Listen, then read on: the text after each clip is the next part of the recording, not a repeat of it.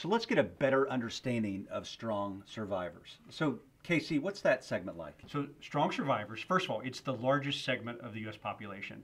So of the 5 groups, this is 27%. So it's a little over 1/4 of our population. And when you get into the blue-collar workforce, there tends to be an overdevelopment of this group. Strong survivors, by and large, live in the here and now. So they're not naturally proactive, and they tend to handle things when they just can't take it anymore, hence the name strong survivor. I can will myself through anything, I can endure any pain. And when it's time, I'm going to take care of it. So for instance, you look at the growth of urgent care centers or the ER room. This is the group that when they just can't take it anymore, call the doctor. And the doctor says, oh, we'll see you in 6 weeks. Well, we know through our research. And they just fight through it. Yeah, they fight through it. They just fight through it. But we know half of all urgent care visits and ER room visits are from this group.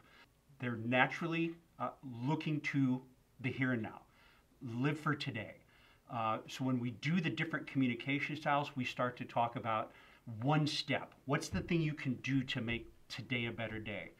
We've done some work with an oncology company who said, hey, it's 6 months. We're like, well, you can't talk about 6 months. So if I'm a strong from now. survivor, how do I what's the best way to communicate with me?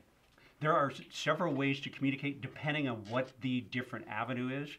So for people that have a health condition, they actually like some of the printed material, but by and large, this is the group that likes to hear the human voice. Okay. So whether it's a call center, an IVR, and once you get them engaged into a process, then you can start to communicate via email or hard copy. And then Brent, last time you brought up like even the thought process behind like a color with a strong survivor. What does that mean? The psychology of we associate purple with the strong survivor because purple means independence. In the psychology of colors, it means mystery, independence. Breaking through to this segment, one of the most challenging segments, takes a little bit of work. And by cracking that code, the mystery of that code, purple really represents this segment well. Yeah, very interesting. But this is the group, they're not trying to be unhealthy. Mm-hmm. They're not. That's just not the most important thing for today.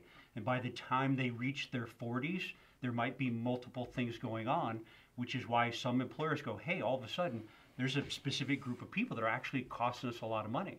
And it's not, again, that they're intentionally trying to do that. It's just how they're wired. And it's 27% of the population. 27%. So we better understand this population. This is a group you need to understand. If you can communicate with them effectively, you can make change. Excellent. Thanks for the feedback. Great.